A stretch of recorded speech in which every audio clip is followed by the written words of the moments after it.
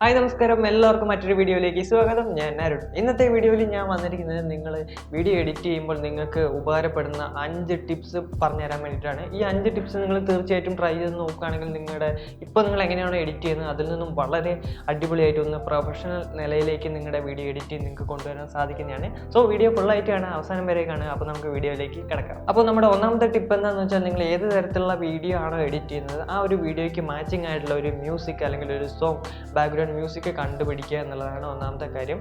പലരും ചെയ്യുന്നത് എന്താണെന്ന് വെച്ചാൽ, അവർ വീഡിയോ ഒക്കെ എഡിറ്റ് ചെയ്ത് കഴിഞ്ഞിട്ട് ഏതെങ്കിലും ഒരു മ്യൂസിക് അങ്ങ് എടുത്ത് വലിച്ച് ഇട്ടിട്ട് ഒന്ന് എക്സ്പോർട്ട് ചെയ്യും. ഓക്കെ, അതാണ് കോമൺ ആയിട്ട് എല്ലാവരും ബിഗിനേഴ്സ് എല്ലാവരും ചെയ്യുന്ന ഒരു കാര്യം.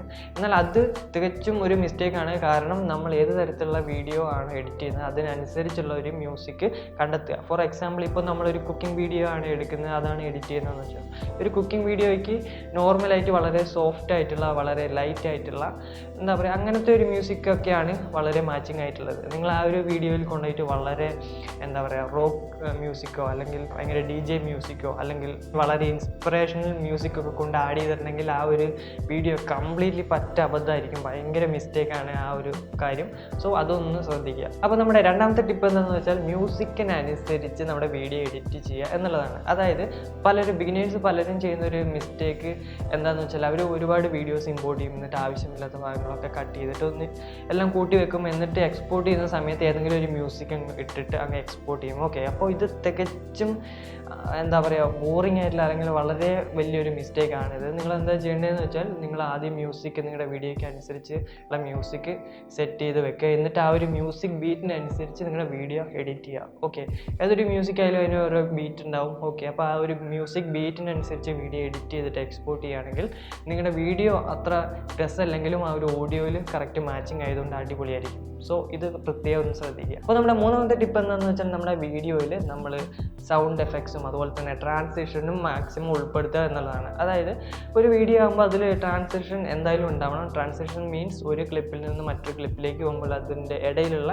ഒരു സംഭവം അല്ലെങ്കിൽ ഒരു എഫക്റ്റ് തന്നെയാണ് നമ്മൾ ട്രാൻസിഷൻ എന്ന് പറയുന്നത്. സോ ഒരുപാട് ട്രാൻസിഷൻസ് അവൈലബിൾ ആയിട്ടുണ്ട്, അത് നിങ്ങളുടെ വീഡിയോയിൽ ഉൾപ്പെടുത്തുമ്പോൾ ഒരു കാര്യം പ്രത്യേകം ശ്രദ്ധിക്കണം, വളരെ ഫാൻസി ആയിട്ടുള്ള ട്രാൻസിഷൻസ് ഉപയോഗിക്കരുത്. ഭയങ്കര ലൈറ്റ് ആയിട്ടുള്ള ഇപ്പോൾ ഫെയ്ഡ് ഇൻ ഫെയ്ഡ് ഔട്ട് പോലെയുള്ള ട്രാൻസിഷൻസ് ഒക്കെ ഉപയോഗിക്കുക, അടിപൊളിയായിരിക്കും. അതുപോലെ തന്നെ നിങ്ങളുടെ വീഡിയോയിൽ സൗണ്ട് എഫക്ട്സ് ആഡ് ചെയ്യുക. ഉദാഹരണം, നിങ്ങളിപ്പോൾ എന്താ പറയുക ഒരു കുക്കിംഗ് വീഡിയോ എഡിറ്റ് ചെയ്യാന്ന് വെച്ചു, അപ്പോൾ നമ്മളിപ്പോൾ എന്താ പറയുക കത്തി കൊണ്ട് ഒരു സംഭവം ഇങ്ങനെ അരിയാന്ന് വെച്ചു, അപ്പോൾ ആ ഒരു അരിയുന്നതിന് ചെറിയൊരു സൗണ്ട് എഫക്റ്റ് ഉണ്ടാവുമല്ലോ, അല്ലെങ്കിൽ കട്ട് ചെയ്യുന്നതിന് ഒരു സൗണ്ട് എഫക്റ്റ് ഉണ്ടാവും. അല്ലെങ്കിൽ ഇപ്പോൾ നമ്മൾ എന്തെങ്കിലും ഒരു സാധനം കുക്ക് ചെയ്യുകയാണ്, അപ്പോൾ ആ കുക്ക് ചെയ്യുന്ന സമയത്ത് ഒരു കറി തിളയ്ക്കുന്നതിൻ്റെ ഒരു ബ്ലൂ സൗണ്ട് എഫക്റ്റ് ഉണ്ടാവില്ലേ, അതൊന്നും നമ്മുടെ വീഡിയോയിൽ ഓട്ടോമാറ്റിക്കായിട്ട് ഇല്ലെങ്കിൽ നമ്മളത് ഇൻ്റർനെറ്റിൽ നിന്നും ഡൗൺലോഡ് ചെയ്തിട്ട് സൗണ്ട് എഫക്റ്റിൽ ചേർക്കുക. ഓക്കെ, അപ്പോൾ അതാണ് നിങ്ങൾ മൂന്നാമതായിട്ട് ചെയ്യേണ്ടത്.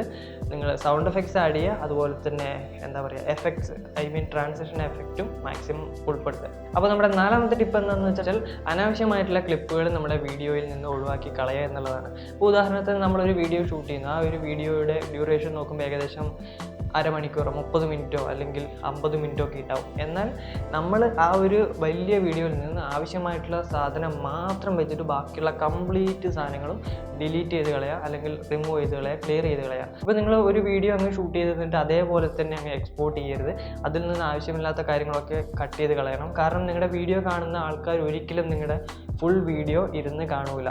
ഉദാഹരണത്തിന് നിങ്ങളൊരു 10 മിനിറ്റുള്ള വീഡിയോ ആണ് അപ്ലോഡ് ചെയ്യുന്നത്, അല്ലെങ്കിൽ എന്താ പറയുക മറ്റുള്ളവർക്ക് ഷെയർ ചെയ്ത് കൊടുക്കുന്നതെങ്കിൽ അവരാരും 10 മിനിറ്റ് ഒന്നും ഇരുന്ന് കാണൂല. മാക്സിമം ഒരു 3 മിനിറ്റ് അല്ലെങ്കിൽ ഒരു 4 മിനിറ്റ് മാത്രമേ കാണുള്ളൂ. അപ്പോൾ നിങ്ങൾ മാക്സിമം വീഡിയോയുടെ ലെങ്ത്ത് കുറച്ചിട്ട് അതിൽ ഉൾക്കൊള്ളിക്കുന്ന കാര്യങ്ങൾ കൂടുതലാക്കി കൊണ്ടുവരിക. അപ്പോൾ അതാണ് നാലാമതായിട്ട് ചെയ്യേണ്ടത്. അപ്പോൾ നമ്മുടെ ലാസ്റ്റ് ആൻഡ് ഫൈനൽ അല്ലെങ്കിൽ അഞ്ചാമത്തെ ടിപ്പ് എന്താണെന്ന് വെച്ചാൽ, വീഡിയോ എല്ലാം എഡിറ്റ് ചെയ്തിട്ട് മ്യൂസിക് എല്ലാം ആഡ് ചെയ്ത് കഴിഞ്ഞാൽ ജസ്റ്റ് നമ്മുടെ വീഡിയോ ഒന്ന് കളർ ഗ്രേഡ് ചെയ്യുക എന്നുള്ളതാണ്.